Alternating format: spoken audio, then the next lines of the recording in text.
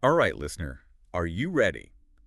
Today we are diving deep into master's degrees in Australia. Ooh, sounds exciting. Yeah, it is. Imagine this. Hmm. You're standing at the edge of your academic journey, and there's a whole world of possibilities. A plane ticket away. Exactly. But choosing the right program can be a little overwhelming, to say the least. Yeah, I can imagine. There's just so much information out there, right? That's why we've gathered a ton of fresh research articles and expert opinions on the most popular master's programs in Australia for 2025. So we can break it all down for you. Yeah, and give you the inside scoop on what really matters when you are making this big decision. The things they don't tell you on those ranking sites. Exactly. Okay, let's start with the basics. Why Australia? I mean, is it just the surfing? Or is there more to it? Well, the beaches are definitely a plus. There But you go. honestly, Australia stands out because they blend this rigorous academic approach with practical, industry-focused learning. Okay, so it's not just theory. You're actually getting real-world skills that you can use. Exactly. And a great example of that is Professor Ian Jacobs, a leading voice in Australian higher education. He said that Australia consistently features among the world's best, offering an abundance of master's programs combining academic rigor with industry-focused learning. Wow, so they're really focused on making sure that graduates are ready for the job market. Absolutely. And that's what sets Australian universities apart. They're preparing graduates for careers that are in high demand all over the world. I like it. Okay, so who are the top contenders in this academic arena? Well, our research points to 5 universities that constantly come up as top contenders. We're looking at the University of Melbourne, the Australian National University, the University of Sydney, the University of Queensland, and Monash University. Okay, so good mix of institutions there. Yeah. Let's start with the University of Melbourne. They're holding strong at number 14 in the QS World Rankings for 2025. Mm. And it's in Melbourne, which is famous for its arts scene, the food. Oh, the food is incredible. Yeah, and a really walkable city center as well. It is a very walkable city. Yeah, perfect for those late-night study breaks. Definitely.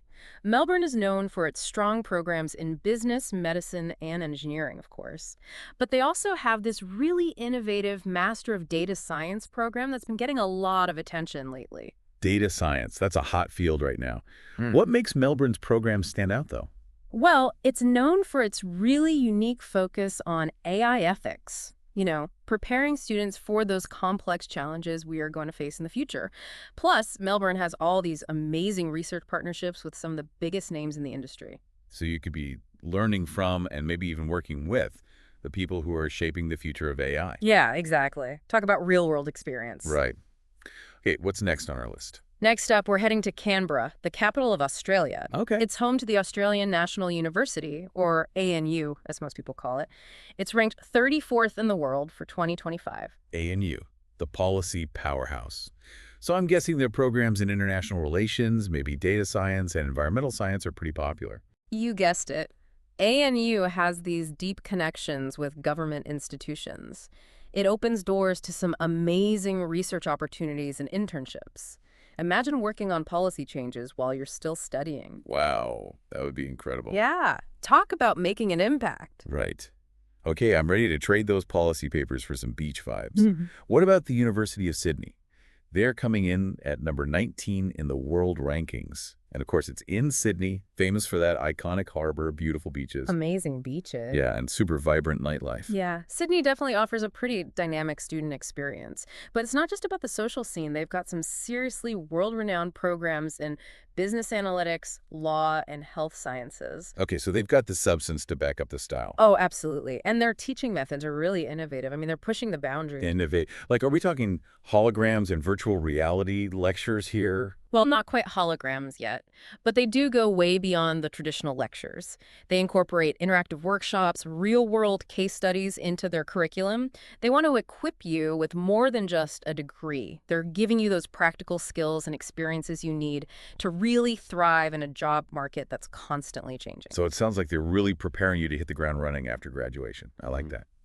All right, let's head north to Brisbane, home of the University of Queensland. Ah, UQ. UQ, ranked 43rd globally. They've got a strong reputation in biotechnology, business management, and environmental science. Yeah, UQ is this amazing hub of ideas and innovation, attracting students and faculty from literally all over the world. Their research is incredible. And get this, they have a really high graduate employment rate. Like around 90% of their graduates find work within 4 months of finishing their degrees. Wow, 90%. That's impressive. It's a good sign they're doing something right. Okay, last but not least, we're going back to Melbourne, this time for Monash University. They are currently at number 42 in the world rankings. What are their strengths? Monash is known for fostering innovation and entrepreneurship. Their pharmacy, data science, and international business programs are super sought after. Plus, they've got a huge network of industry partners. Industry partners, are we seeing a theme here? It seems like Australian universities are really focused on that connection between the academic world and the real world. Absolutely. They get that a master's degree isn't just about knowing the theory. It's about being ready to jump into a career. Yeah. Okay, listener, take a breath. That was our whirlwind tour of the top 5 universities for master's programs in Australia. But don't get too caught up in the rankings, okay? They're just a starting point. Exactly. Choosing the right program for you is about so much more than just where a university sits on a list. So how do we actually choose the one that's right for us? It feels a bit like being in a gelato shop with a million flavors, and you have to pick just one. Choosing a master's program is definitely a little more complex than picking a gelato flavor, although I do love gelato. Me too. But the main idea is kind of the same. You want something that you'll really enjoy, something that fits your academic and career goals. Okay, I like that analogy. So what are the key ingredients we should be looking for? Besides those rankings, of course. Well, one thing that really jumps out from all the research is finding a program that truly matches your career goals. Okay, that makes sense. It sounds obvious, but you'd be surprised how many people choose a program just because of its reputation and don't really think about how it'll actually help them get a job. So you don't want to end up with a master's in, I don't know, medieval literature when you actually want to be a software developer. Exactly. So how do we avoid that trap? Well, you got to delve deep into the curriculum. Does it actually cover those specific skills and knowledge you need for the field you want to go into? Look beyond just the course titles and really read the descriptions for each module. See if they offer any specializations that match your particular interests. So if someone's interested in, say, cybersecurity, they should look for a program that has a specialization in, I don't know, ethical hacking or digital forensics, right? Exactly. Don't just settle for a general cybersecurity degree. And don't be shy about reaching out to program coordinators or even current students to really get a feel for what the program focuses on and how it prepares graduates for the real world. Okay, so it's like doing a taste test before you commit to the whole scoop of gelato. Exactly. Yeah. And another thing to keep in mind is accreditation. Right, you mentioned TQSA earlier, the Tertiary Education Quality and Standards Agency.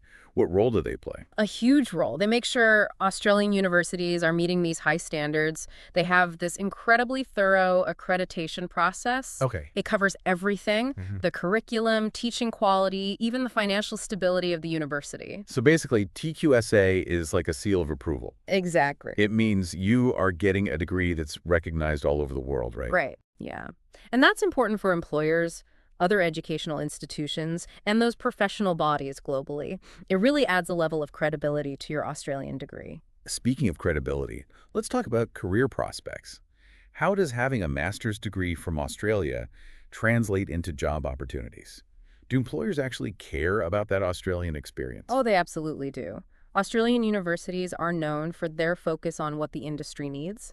They work really closely with businesses and organizations to make sure their programs line up with what employers are looking for. So it's not just about the theory, it's about having those practical skills that employers want. Exactly. And lots of master's programs even include internships, work placements, or real industry projects as part of the curriculum. So they are really setting you up for success. Yeah, they're basically giving you the keys to the career car, not just teaching you how the engine works. I love that analogy.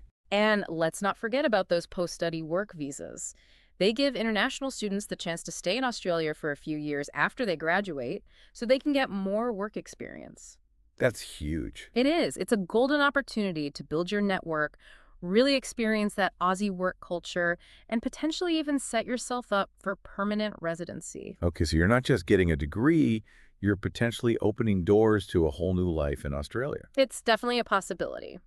Now let's talk about something a bit less fun but equally important: the cost of living. Oh, We've all heard that Australia can be a bit pricey, especially in big cities like Sydney and Melbourne. yeah. Is it really that expensive? Well, it can be more expensive than some other countries, that's true, but it really depends on your lifestyle and where you choose to live. Hmm. There are definitely ways to manage your expenses. Like what? Well, things like sharing accommodation, cooking at home more often, and taking advantage of all those student discounts out there can make a big difference. Plus, remember that many student visas allow you to work part-time. Right. That could help offset some of those living costs. And it's a chance to gain some local work experience as well. Exactly. It's all about being savvy and resourceful. And keep in mind that Australian salaries are generally higher compared to a lot of other countries, so there is that potential to earn more once you graduate. So it's like a balancing act. The cost of living might be higher, but there's also a greater potential for earning and career growth down the line. Exactly. It's about weighing those pros and cons and seeing what makes sense for you. Okay, let's shift gears a bit and talk about something a bit more fun. Australian culture and lifestyle. What's it really like to live and study there? Well, Australia is known for its laid-back and friendly atmosphere. People are generally pretty welcoming and open-minded, and there's a big emphasis on work-life balance. Work-life balance. I like the sound of that. Especially after intense study sessions, it would be amazing to just head to the beach and chill out. Oh, absolutely. And Australia has some of the most stunning beaches in the world. And it's not just the beaches, right? Australia has a ton of natural beauty, from those lush rainforests to the rugged outback. It's a nature lover's paradise. I've also heard that Australia is a real melting pot of cultures. That's right. People from all over the world call Australia home. So it's a very multicultural society that embraces diversity. You're exposed to so many different perspectives. Exactly. You're not just getting an education, you're gaining a global perspective and broadening your horizons. And who knows, maybe you'll even pick up some Aussie slang along the way. Good day, mate. Okay, listener, we've covered a lot of ground in this first part of our deep dive. We've talked about the top universities, the job opportunities, the lifestyle, even the cost of living. Yeah, we've really explored what it's like to study and live in Australia. But there's still more to come. We need to address some of those practical hurdles, like the visa application process and the English language requirements. So stick with us. We'll be right back after a quick break, Sounds good. All right, so we are back. ready to delve a little deeper. Yeah, into those nitty-gritty details. Exactly. We've talked about the fun stuff, like the top universities, career opportunities, that laid-back Australian lifestyle. But now it's time to face reality, Yeah, those practical hurdles that every international student has to deal with. like the visa application process Right. and those English language requirements. Those can definitely feel like a big obstacle. Let's start with the visa. What do master's students need to know? Well, if you are coming to Australia for a master's degree, you'll need the student visa, which is subclass 500. Subclass 500. It lets you stay in Australia for your whole program. Okay. And you can even work part-time, which we talked about earlier, a good way to help with those living expenses. Right. Definitely helps to have a little extra cash. Yeah. But I've heard these visa applications can be a bit of a paperwork nightmare. Oh, they can be. Any tips to make the process a little smoother? The biggest thing is to start early, like really early. Get all your documents together way in advance. You'll need proof of enrollment, financial statements, your passport, obviously, and proof of health insurance. Health insurance is so important. Don't want to get stuck with a huge medical bill in Australia. No, you don't. And another thing that trips people up is the genuine temporary entrant requirement. The GTE. Yeah. Basically, you need to show the Australian government that you are truly coming to Australia to study Makes sense. and that you plan to leave when your visa expires. So you can't just say, hey, Australia's awesome. I want to live there forever. Not quite. You need a really strong statement of purpose that outlines your study goals and how they connect to your future plans. So basically, prove you're serious about studying and you'll head home eventually. Yeah. You need to show that genuine commitment to your studies. And while we are on the topic of commitment, let's talk about the English language requirements. Yeah, those can be a big hurdle, especially if English isn't your first language. Def- I remember being pretty intimidated by the IELTS when I was applying for my master's. What are Australian universities usually looking for? For a master's program, most universities want an IELTS score of at least 6.5 overall, with no band score lower than 6.0. Okay, 6.5 overall. Some courses, like health sciences or law, they might require a higher score. So it's time to brush up on those English skills. Any advice for students who are feeling a bit overwhelmed by the English test? Just like with the visa application, preparation is key. Start studying early, take practice tests, maybe even join a prep course. And there are tons of resources online and apps that can help you improve your English. Don't forget about Arjun, that student who was worried about the IELTS. Let's Study helped him find a great online prep course, and he ended up acing the test. Exactly. There's so much support out there. Don't let these hurdles get you down. Okay, we've covered the essential steps: finding the right program, navigating that visa application, tackling those English language requirements. But let's step back for a second. What does a master's degree, especially one you've earned abroad, actually mean? Is it just about getting those fancy letters after your name? Oh, it's so much more than that. Okay, A master's degree, especially from a top-ranked Australian university, shows your dedication, your intellectual curiosity, and that you're not afraid to push your boundaries. it's about stepping outside of your comfort zone, embracing challenges, and immersing yourself in a completely different culture. It's about gaining that global perspective, expanding your horizons, building connections that will last a lifetime. It sounds pretty transformative. It really can be. I came across a quote from Dr. Michael Wesley, Deputy Vice Chancellor of the University of Melbourne, and it perfectly captures this. He said, "A master's degree from an Australian university provides a world-class education and enhances career prospects globally due to the country's strong emphasis on research, innovation, and practical skills." He hit the nail on the head.